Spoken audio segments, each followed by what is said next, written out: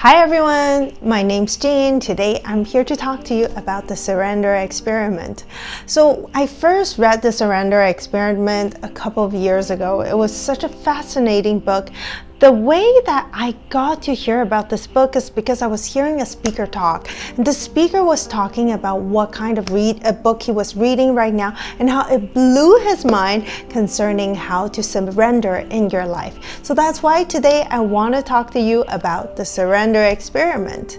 Now, the surrender experiment talks about a man in his early 20s when he was still studying in university. He had a spiritual awakening, and during his spiritual awakening, he realized that there's a constant chatter in our head that's constantly talking things, and that's filled with our ego, and it's just talking. And the key through it is to distance ourselves from it and just to observe it, but distance ourselves from it and allow the flow of life flow through us. And that's what he did. And his name is Micheal Singer. He is actually the author of the Untethered Soul and also the Surrender Experiment. They're both like bestsellers, and this is such an amazing experience for me to share a story like this.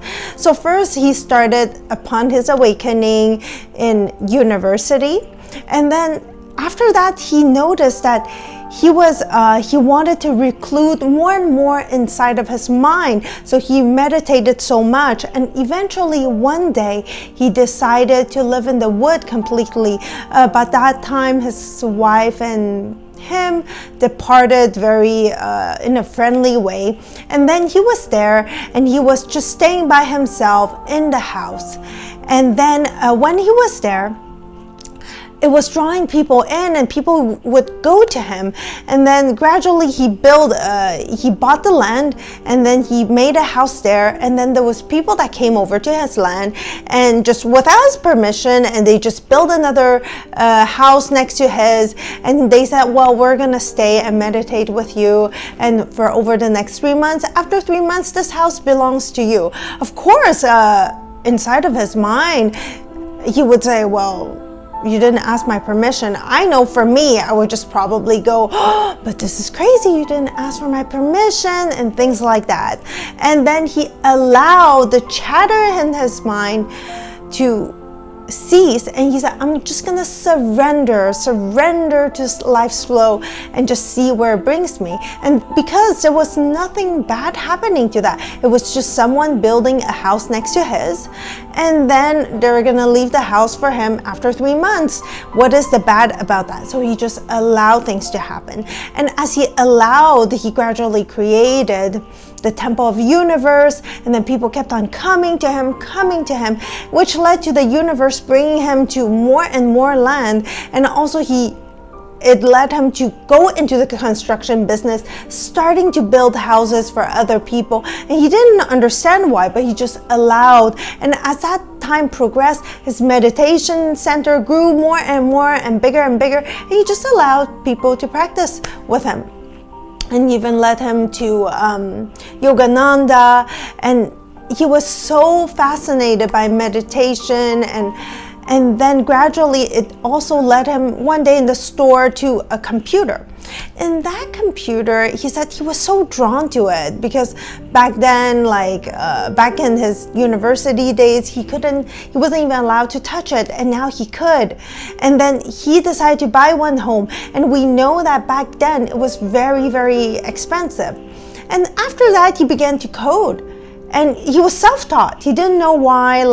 There are times code would just run in and he would just type it. There were a lot of trial and error, and gradually he just built so much code, and then he created this corporation called the Medical Manager Corporation, which later on got acquired in the year of 2000 by WebMD for roughly for $5 billion. And that is all because of how he allowed life to unfold before him, and he just surrendered everything to life and let life flow through him and not listen to the outside chatter, which we often have. Later on, he also got falsely accused, and then all the media, everyone portrayed him as this big bad guy, and he felt very much uneasy because he did not commit crimes. And then gradually, as every step of the way he followed the guidance of the universe, of God, one day they proved that he was not guilty. And this is what I want to talk to you today.